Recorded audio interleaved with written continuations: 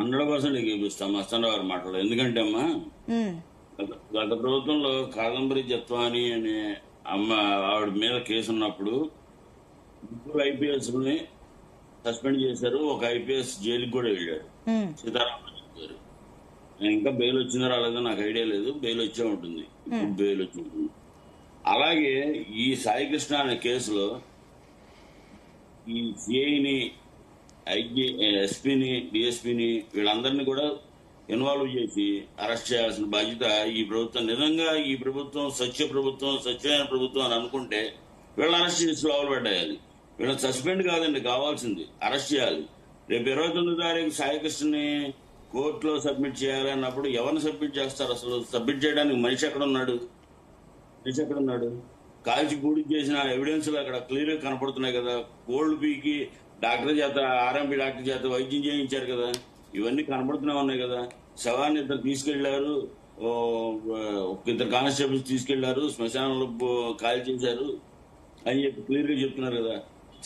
ఇంకోటి ముఖ్యంగా ఈ కూటమి ప్రభుత్వంలో కూటమి నాయకులే బేరసారాలకు వచ్చారంటే, అంటే అమ్మిశెట్టి వాసు టీడీపీ ఈ కూటమి ప్రభుత్వంలో వాళ్ళు ఇప్పుడు ఎవరైతే బాధితులు ఉన్నారో వాళ్ళు జనసేన పార్టీ అని అంటున్నారు.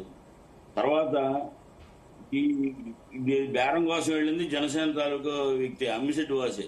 అంటే ఎవరు పంపించారు ఈ వాసుని, అమ్మిశెట్టి వాసుని ఎందుకు పంపించారు? అంటే 2 కోట్లు ఇస్తే మనిషి వచ్చేస్తాడా? అదే వాళ్ళ ఇళ్లలో జరిగితే వాళ్ళు ఎలాగే చేస్తారా? న్యాయమేనా? ఇంత అరాచకం. ఏ కేసు మొన్న 12 రోజులు అయింది, ఒక పాప కనపడక కాకినాడ దగ్గర, ఈ రోజు వరకు దిక్కులేదు. ఒక పాపని, 6 ఏళ్ల పాపని రేప్ చేసి మర్డర్ చేసి కాలంలో పడేశారు ఆ నదిలో. ఆ కేసు ఇప్పుడు ఎన్నాళ్ళైంది? దగ్గర 6 నెలలు అయిపోయింది, ఇప్పటివరకు ఇది లేదు. నిన్న మొన్న తాగి తూగి రచ్చ చేసిన ఒక ఎమ్మెల్యేని మాత్రం వదిలేశారు. ఎవరింటి మీదకి వెళ్ళారో ఆయన్ని అరెస్ట్ చేశారు. ఇదేమయ్యామండి? ఇదేం కూటమి ప్రభుత్వం? అది ఇంత అరాచకం మరి దారుణంగాను. న్యాయం అనేది సమానంగా ఉండాలి. సిఐ నాగరాజు గారి అకృత్యాలు చాలా ఉన్నాయని మీడియాలో వస్తుంది. ఇంకొక విషయం, ఈ సాయికృష్ణ అనే వ్యక్తి యొక్క లాకప్ డెత్ కేసుని ఇప్పటి వరకు అదర్ మీడియాస్ ఏవి చూపించాల.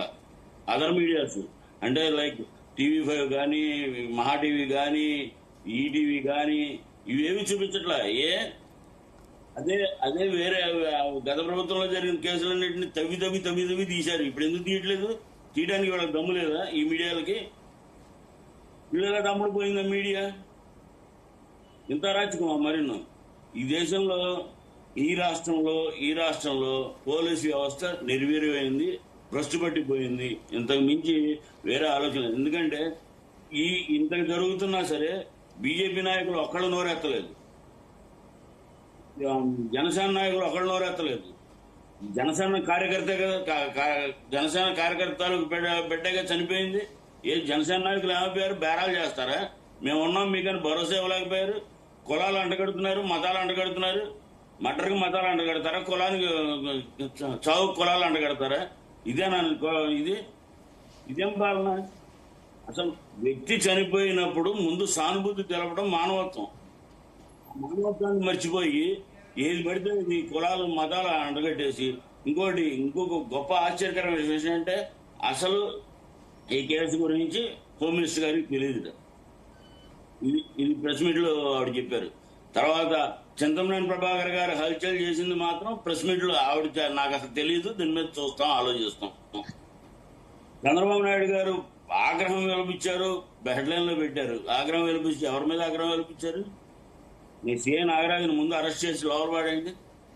సిఐ నాగరాజుతో పాటు ఈ అప్లైన్ లో ఉన్న ముగ్గురిని తీసి లోపల పడండి. అంటే ఇది వీళ్ళు ప్రభుత్వం చేస్తున్న హత్యలుగానే నేను భావిస్తాను. ఇది ప్రభుత్వం చేస్తున్న హత్యలే. ఇది చాలా తప్పమ్మా. ఇది ఇటువంటి అరాచకాలు చేయకూడదు. ప్రభుత్వం పరుగుపోతుంది. చంద్రబాబు నాయుడు గారి మీద నాకు కోపం లేదు. చంద్రబాబు నాయుడు గారు మంచి రాజకీయవేత్త, మంచి నాయకుడు. కానీ ఈ కింద ఉన్న ఈ చిన్న చోటమోట నాయకుల వల్ల, ఇటువంటి పనికిరాని బ్యాచ్ వల్ల చంద్రబాబు నాయుడు గారు పరుగుపోతుంది. ముందు చంద్రబాబు నాయుడు గారు ఈయన ఏదో రెడ్ బుక్ అనే దాన్ని పక్కన పెట్టి రాజకీయం చేయమనండి, నిజమైన పాలన చేయమనండి. ఓకే అండి, మీ points noted. S Syed Khaja గారు, సో చాలా ప్రశ్నలు అటు ప్రభుత్వాన్ని వైపు వస్తున్నాయి. ఎందుకంటే మీరు ఇందాక అన్నారు కదా, ఒక స్టేషన్ పరిధి వరకు ఉన్న కేసుని అటు రాజకీయం చేస్తున్నారు, ప్రభుత్వానికి అంటగడుతున్నారు అని చెప్పేసి. ఈ పాయింట్కి అయితే నేనే ఏకీభవించాను. ఎందుకంటే కూడా ఒక పోలీస్